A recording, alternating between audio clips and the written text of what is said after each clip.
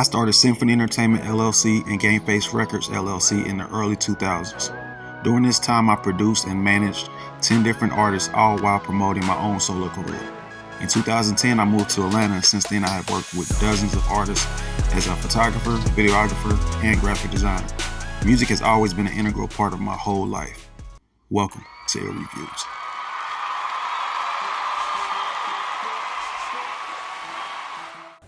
What up, world? Welcome back to Ill Music Reviews, man. You already know the vibes, man. We got another review for you, but you already see the special guest I have in the building, you know what I'm saying? I'm gonna let her tell y'all who she is and what she got going on. What up? It's Lil D on air, radio personality, author, writer, content creator, community advocate, and all-around shit talker. Did I mention author? We're gonna talk about the book though, but yeah. What up? Lit. You look fantastic as usual. Thank you. I'm so happy to have you here. Like I told you, you're one of my favorite radio hosts, you know what I'm saying? You always stood out. So, how's everything been going for you in Atlanta? I know you only been here like a day. Yeah, but it's cool. I seen some of my folks supported. Shout out to the Classic Shop. They're based in Milwaukee, but they have some stuff in Ponce Market. So I went there and bought some of their stuff. I love Ponce City Market. The vibes over there is dope. The food was good too. I want to go to T-Buy's Good Ass Burgers. I ain't never even heard of that. T-Buy's got a restaurant called Good Ass Burgers? And a food truck. And I'm still trying to get to Texas to and Phil Burgers. Vegan. Oh, I know. I ain't had one either. And Andy got a vegan burger. For real? But yeah, I want to go holler at T-Buy's restaurant and make sure I can get some of that to support because it's vegan. So I'm happy about that. Have you been to Slutty Vegan? We got one in Dallas. Oh, y'all got one? Yeah, it's definitely official. I actually tried it, did a food review with my daughter. She was trying it with me. It's on YouTube. Y'all go check it out. But it was so good. I was like, this can't be vegan. Ain't no way. The line was out the building. It was worth it though. Man, that food was so fire because I ordered everything on the menu just to do the YouTube review, and I was like, oh, this food is just—it was kind of expensive, I think, but not too bad. But it was fire. I was like, when they may start making vegans taste like hell, you talking about? Period. Wait till you get lion's mane mushroom steak. It's gonna change your life. Oh, for real? Change your life. You gonna be like, all right, I don't need meat no more. Cause I'm really like a fat dude at heart. Like I look skinny, but I love food. I'm like a real foodie. I would drive somewhere far as hell just to try something. Same. That's the type of time I'll be on. Same. Like I love good food. You feel me? But we know why y'all here. Y'all not here for us to talk about us. Y'all want to hear what we think about Freddie Gibbs' new single called Nobody. I don't know what's up with Freddie Gibbs. He's obsessed with rabbits for some reason. He calls himself Rabbit. He always got rabbit in his artwork. I might have to find out where he get that from. If y'all know why Freddie seems so obsessed with rabbits, let me know in the comments. So this song Nobody is produced by somebody named Pops. There's a lot of new producers out here. You feel me?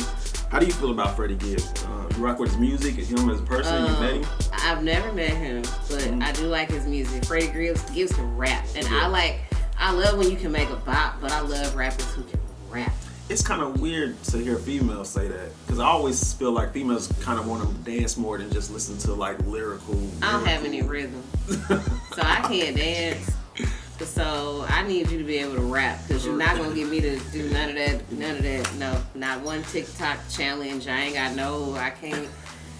My daughter's mom said the same thing. She said she ain't got no rhythm. You don't think it can be taught? You don't think? I think when you black, God just gave it to you, and maybe when he was making me, he was on break. Cause the whole rhythm part skipped over me. I ain't got it. I be thinking I'm on beat, and people be like, "You're not." Damn. I feel bad for you now because it sucks to be black. Who you telling? I'm black. That's your life. And then I'll be somewhere and everybody dancing, go D, and I'll be like, no. And they think I'm just like too shy. And I'm like, no, I'm just not gonna embarrass myself in front of y'all. No. But it's crazy, like God give me so many talents and then take something else. Because it's something basic. I can do a lot of things, but something basic, I forgot what it was.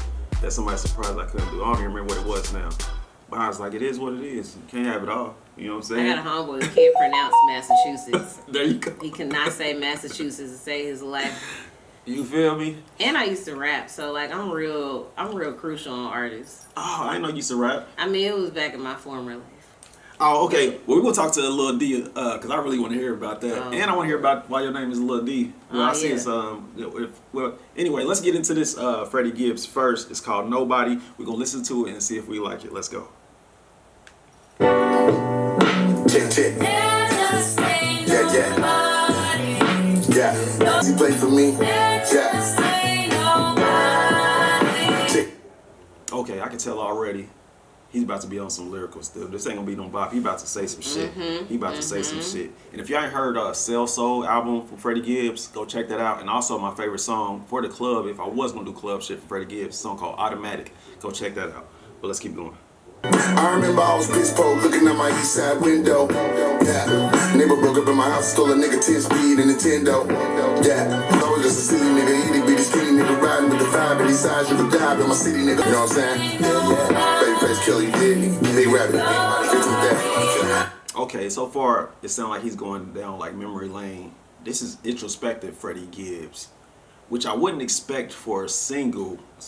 I feel like me as an artist, because you know I rap too, I put my like introspective real life songs like on the album, but I don't put them out as a single. Yeah. I'm surprised he put a song like this out as a single. Is he signed though? Because if he's not, then maybe this is just him being himself and being able to say, this is the one I want you to hear. Yeah, you saying if the management would be like, no, we need a single to push the album. Yeah, they'd be like, but he might be independent. So yeah, he like, I can put out what I want to as a single. All right, let's keep going. I see today, bitch, it's an easy play for me. May kind of know the keys to say for me. Ride with the things, I ain't going in the cage. If I go out on the blaze, tell them Jesus came. Let the wood kid it on me. Back with my Chevy head spinners on me. Time poison next tails, putting minutes on it. Yeah. Shooters in these hoes and these skis away from me. These pistols gracefully. Yeah. Bitch, I got bigger plans. Sometimes I hurt to be the whistle hoe. Bitch, I'm an all-time pro, how I broke the hoe. She crying on the internet, I don't promote the hoe. So, yeah, I said, don't know. Hold on, they say she crying on the internet, I don't promote the hoe. Yo. That's real though. Yo. I respect it because I'm sick of it. I'm so sad. Wait, let me get my ankle right. Yeah, it's fake. It's too fake, man. Let's keep going. Nobody like you, and ain't nobody like you. All the bitches wanna put you in the twist, and all the pussy bad niggas wanna fight. Flows from a lawful, I might get to law, so you lucky I ain't caught you. You can't let a nigga cross you, but you don't know this revenge shit'll cost you. Monkey nigga curious, you get some loose tang, baby. If you wasn't a hoe, you could be my boo thing. Girl, you know your sex the best, you know your head the best. They should put me if you wasn't a hoe, you could be my boo thing. Girl, you know your sex the best. I think right now he just showing off the flow. Yo, cause this I gotta run all this back. He said a lot right there. He just showing off the flow.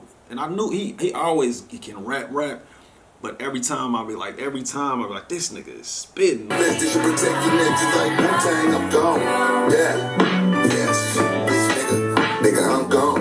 You know what I'm saying? You got a wife, but you married me, and I'm not.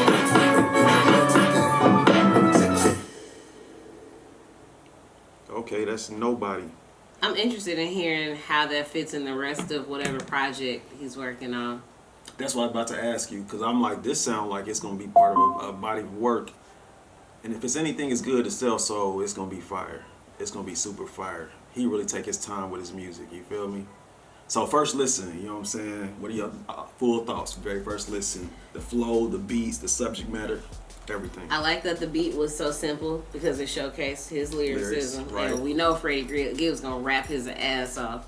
And he did, rap his ass off. Right.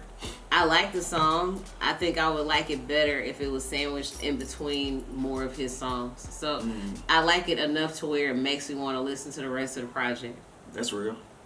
And so what would you rate it on a scale from 1 to 5? What would you give it? I'll give it a 3.5. 3.5?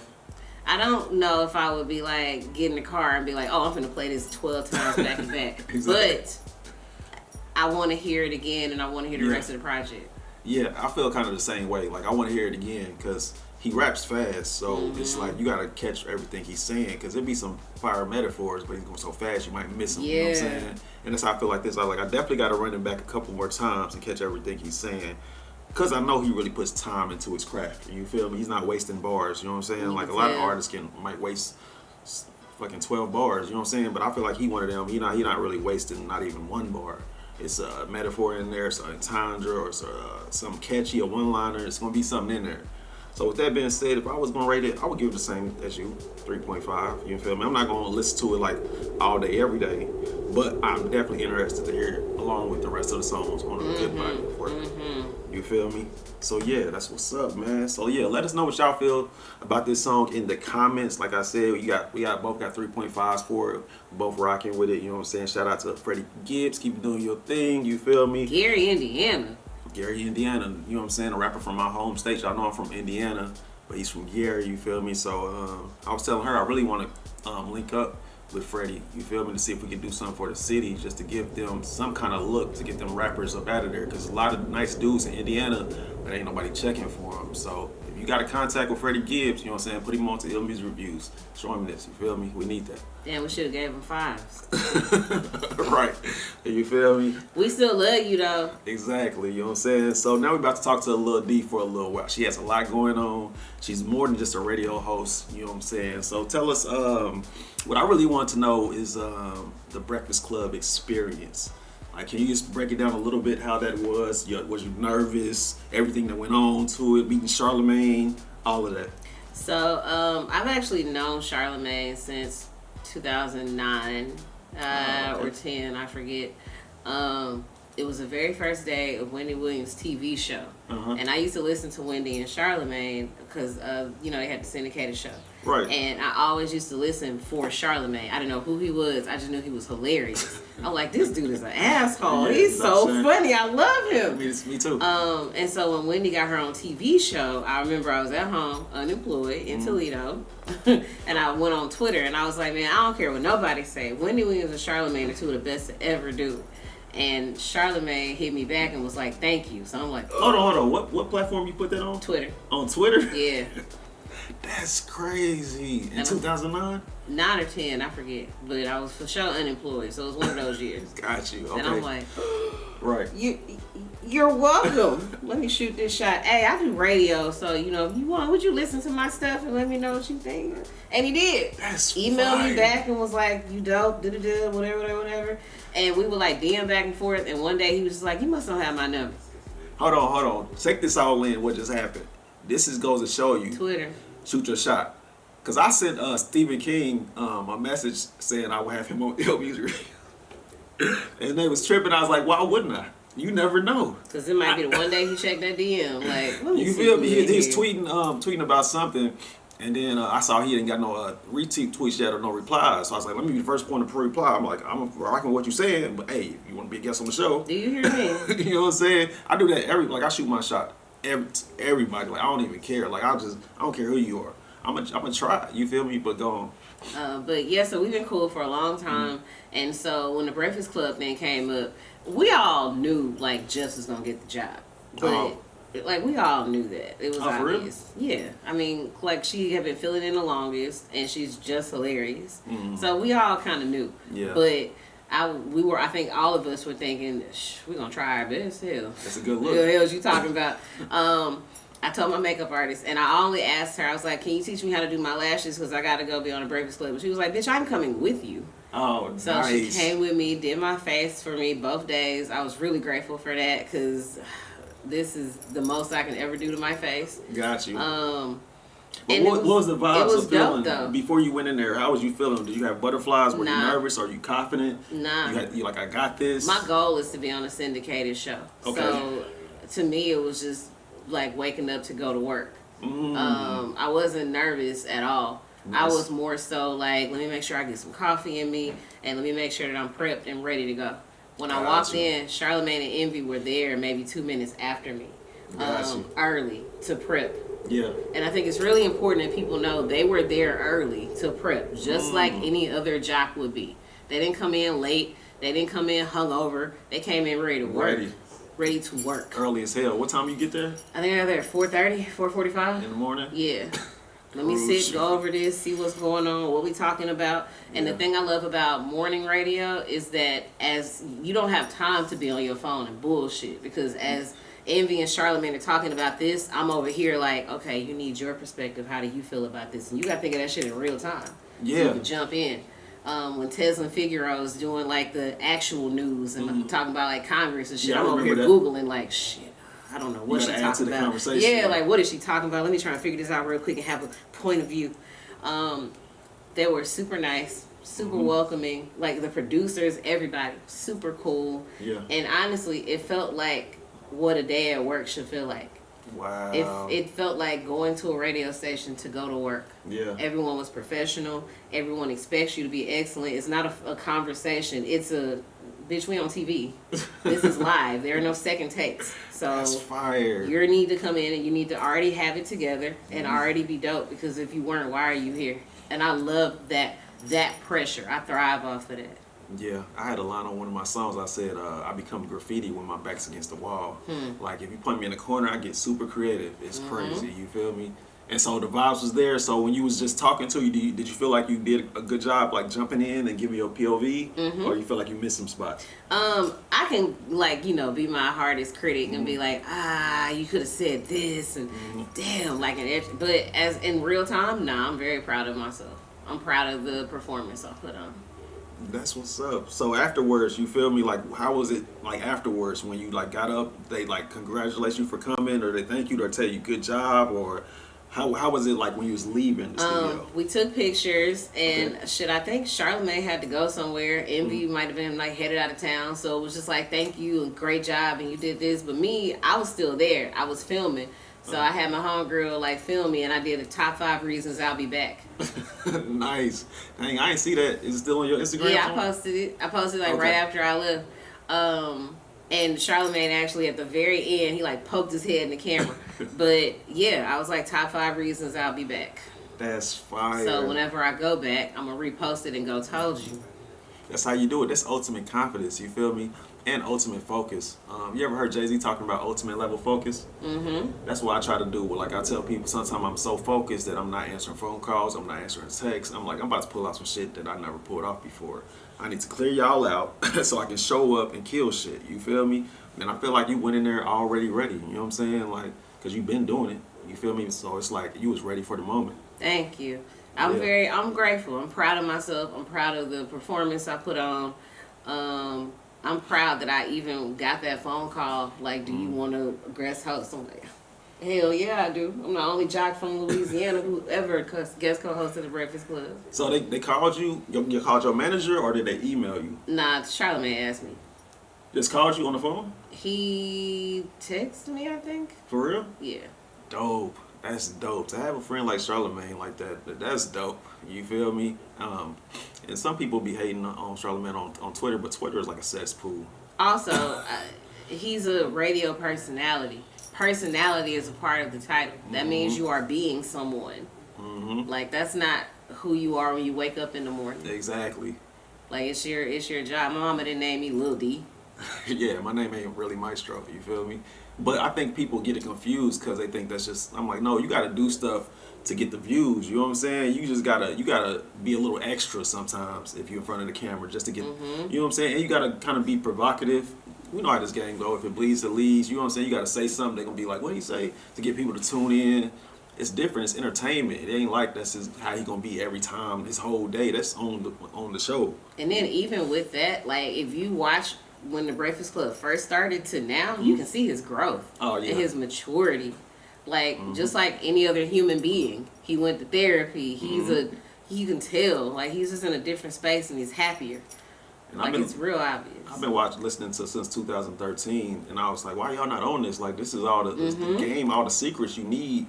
But that's when I realized the people around me wasn't in it as heavy as I was. Because I'm listening to Breakfast Club. I'm hearing interviews. They talking about stuff I need to know. I'm learning. You feel me? I'm hearing behind the scenes of what happened on this video set. I'm like, I'm taking it all in and learning. I'm like, and then when he started like transitioning and getting like growing into a better person and doing different things, I was like, that's what I be wanting from a lot of artists. Yeah. And I be doing their reviews. Like I said, I've been doing these reviews like 6 years, and I can listen to certain dudes' album. Like, you didn't even grow from your last 2 albums. And I was like, you got to be at least 5 years older now, and you still rapping about the same thing. And I'm like, nah, you should grow. Like Charlamagne, you got to elevate yourself, and then while you're elevating, talk about the new you. You feel me? Don't try to stay the old you just because that's what people comfortable with. Nah, make them uncomfortable. You feel me? I love when he start blurting out, I'm going to therapy. because I went to therapy. I had to. Me too. And the judge ordered me a year anger management one time. I was mad, but that was my I was first mad. That's why your ass had to go. I was mad as hell every Wednesday. I was the angriest dude in there. Because it was like, and they charged $20. So every Wednesday I had to pay $20 sitting there. But it was a blessing though, you feel me? Because it's like it was the beginning of me working on myself. You know what I'm saying? I had to go through that to get to a place where I can get to Atlanta. And since I've been in Atlanta, I haven't been in trouble at all. You feel me? I ain't went to jail not once. You feel me? My parents, like, they proud of me because they know how I was. And I'm like, nah, I had to grow up. You feel me? You had to grow up. So it is what it is. But I also want to ask you, so your name is D Porter. So did they always just call you Lil D because you were short? Or? No. People be asking me that. No, I didn't even know I was short until like maybe 10 years ago. I thought I was average height. How tall are you? 5 feet and a quarter. Yeah. Please say the quarter. Please say the quarter. Heavy on the quarter. Right. No, Lil D is an acronym. The LIL stands for Life, Intelligence, and Love. 3 things I keep with me. Intelligence and love. And the D is for my cousin Damon, my friend Doug, and my aunt Danetta. They passed, and that's how I keep them with me. That's fire. That's what's up. Lil D. Well, I wish somebody would call me because I'm short. It's hard out here being this little. People be thinking I'm 19. I'm like, bro, I ain't been 19 in so long. Yeah, I was surprised because I thought you was younger. I ain't gonna try to tell your age unless you want to tell your age. Nope. Okay. How do I look? Nah, but yeah, it's like the dudes who try to holler at me was born in 2000, and I'd be like, sir, where's your father? Yeah. Where's your uncle? Where's your big brother at least? Shit. What I'm gonna do with you, young man? Nah, because I'm older too, but I look a little bit younger. So young girls, I'm like, nah, I don't deal with 30 and up. I was like, I just look young, but I'm 43. You know what I'm saying? I'll be 44 this year. You feel me? God blessed us. You know what I'm saying? I've been hearing. Or you said it's a curse though? It's a little bit of both. Like my whole life, you're gonna appreciate it one day. You're gonna see it's a compliment soon. Well, it's not yet. It's not yet. Nope. Still waiting on that day when it's a compliment, because it's all the dudes my age think I'm 10 years younger than them, and I be like, no, you're just up there and I'm down here, but we the same. I'm shorter than 10-year-olds. Like it's a different life. Shit. It's a lot of littles out here, a lot of great littles like you, Lil Duval, Lil Wayne, it's all of y'all. Lil Bow Wow, Lil Uzi. Lil Baby. For real. Is Baby even short? I don't think so. He just got Lil in his name. Exactly. Lil Duval is little though. You met Lil Duval? Yeah, a few times. I love Lil Duval. I got on Lil Duval when Ozone magazine was a thing. I remember that. That was a minute ago. Yeah. I heard that name in a Man. while. He used to have a column in there called 10 Things I'm Hating On, and it was the funniest part of the whole magazine. I used to read it every single month. And so I followed his entire career. And when I finally got to interview him, I was telling him about it. And I'm like, nah, dude, you are so dope. You are hilarious. And him and Charlamagne are really close. So it was cool because he like called Charlamagne like, hey, I'm at the studio with Lil D. You know her? Yeah, I know Lil D. Like, it was all shit. So when I interviewed him the second time, he remembered me. That's fire. I saw him. Good dude. I took my daughter's mother to the, what was that, We Them Ones? Oh, yeah, yeah. Got to see, that's the first time I got to actually see him perform. But I've been watching him for years. I've been a fan of Lil Duval. That's what's up. So the last thing, let's tell this audience about your book too, in case they don't watch the Armani review we did. Let's tell them about it. So, Miss Freddie. I'm an author. The name of my book is Route 2, My Choice to Struggle to Succeed. Forward by Charlamagne the God. Thank you, Charlamagne. The book is about the 3 months I spent homeless in Ohio so I wouldn't lose my radio job. I'm from Louisiana. I had gotten fired in Toledo, gotten hired in Cleveland. They're 2 hours apart. It was part-time, so it wasn't enough money to move. And I mean, I couldn't afford the rent. So it was either go back home and figure it out or stay in Ohio and figure it out. And I stayed. So the book is about me hosting shows, being on air, interviewing people, all while being hungry and homeless. And just the mindset that someone would have to bet on themselves in that kind of way. That's so fun. It worked out. We were sharing on the other review. If y'all go watch our Armani White review, that we both were homeless before. So what I'm gonna tell you what I felt like one of the biggest challenges for me being homeless, living in my car, was I was trying to hide so people wouldn't know I'm sleeping in my car. Did you go through that? Did you try to put something on the windows? No, that's smart. I should have. I just crossed my fingers and was like, I hope no one can see me. That was smart. You smart. I don't know why I ain't think of that, because I did not. I was in that little Dodge Neon, no tint on the windows. It was the middle of the summer, so it was hot as hell. It was like July. And I would just recline the seat back and just hope no one saw me, or get in the back seat. And I would usually be at like rest areas or in a motel parking lot and just sleep. Damn, you smart. Why I ain't think of that? So I found out when I was homeless that a lot of people sleep in Walmart parking lots. So I would sleep in the Walmart parking lots, but I would have something covering up the windows, and I would have like a big cover over me. I would sleep in the back seat. You feel me? But I was doing it during winter. So I thought I was gonna freeze to death. So every night I would pray to God, like, please let me live another day, because it was that cold. But I didn't have the money to keep my car running all night. Plus somebody come see me. So I was just in there. I remember one time I counted, I had on 8 shirts and 4 pairs of pants, and I still was freezing. That's how cold I was. But luckily, you know what I'm saying, my ex-wife, she called me. She's like, where you at? I was like, I'm in my car. She's like, I thought you would be living with a chick or something. I'm like, nah, I'm focused. I'm really trying to make some shit happen. I'm like, I gotta just do what I gotta do. And she's like, nah, you ain't gotta live in your car no more. You can come just live here when I go to work. 'Cause she worked nights. So she was like, just be gone by the time I get home. And I was like, you might just save my life. You feel me? Because I was freezing. But and I would do just like you. The motel parking lots, I would sleep there sometimes, just switch it up from the Walmart. And so then the Quick Trip over there off of what is that, Jonesboro Road, I would wash up in the Quick Trip. How did you do yours when you had to wash up? Rest areas. Rest areas. Since I was going back and forth from Toledo to Cleveland anyway, I would always just stop at a rest stop and kind of, get me together, hit the little hot spots and whatnot. It took me until maybe, that was 2011. It was maybe 5-6 years ago before I could stop at a rest area. Oh, for real? It was traumatizing? Yeah, I couldn't. If I had to pee, I went to like a McDonald's. I was not going to no rest area. Like I couldn't. It was hard. That's real. I remember those days, but at the same time, while I was going through it, I was still proud of myself.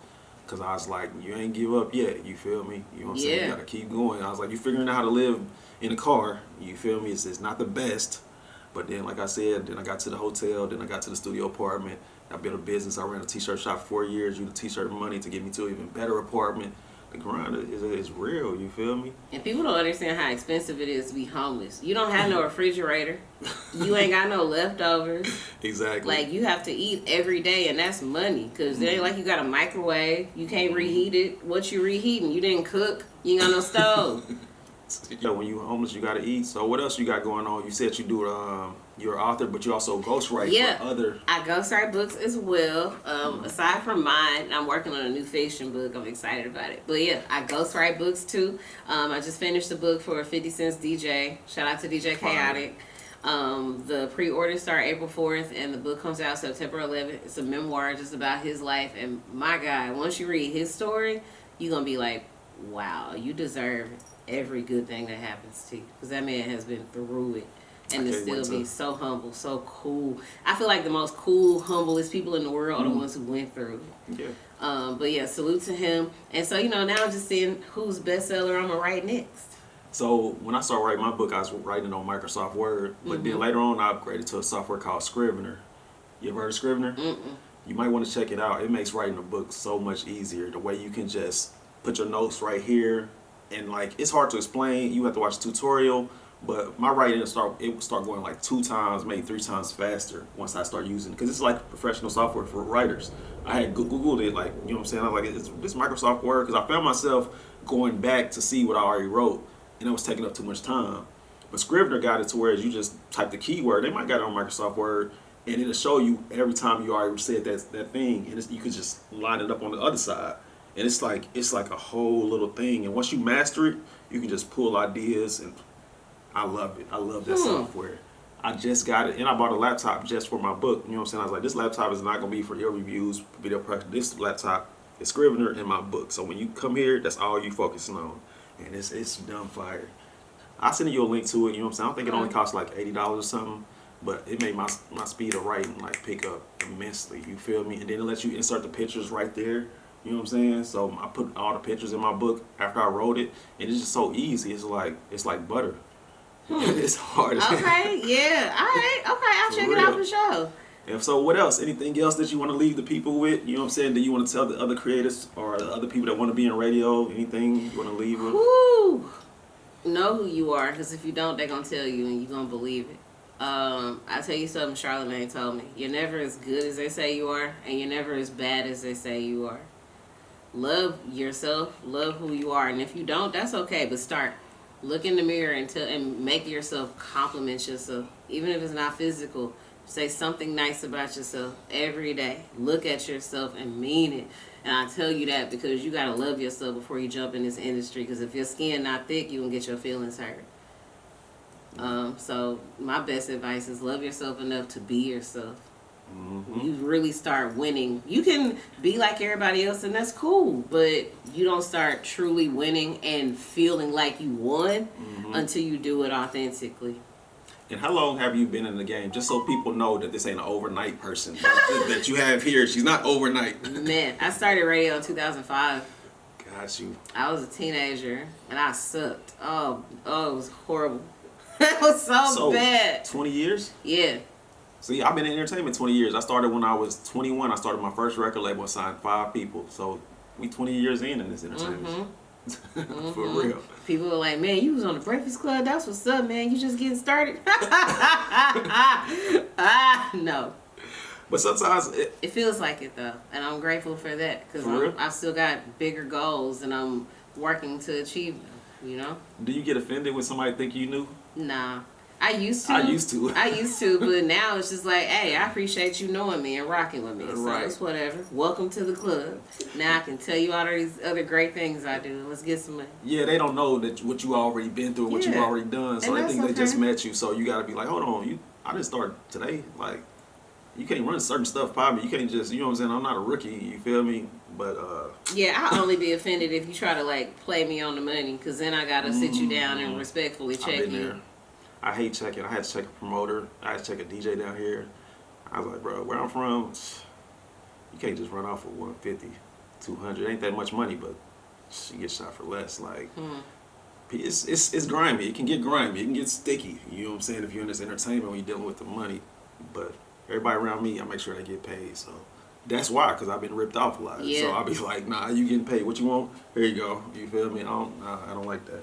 Because they used to do me like that when I first came down here. Stop playing with me, bro. But I'm glad you came on the show. Thank I'm glad you for you were in having Atlanta. me. And I feel like you were like a walking blessing. You feel me? And I try to make sure people respect those people because they don't come around like that. You feel me? You got to give them their flowers while they're here. Don't wait till they gone. Give them their flowers now. You know what I'm saying?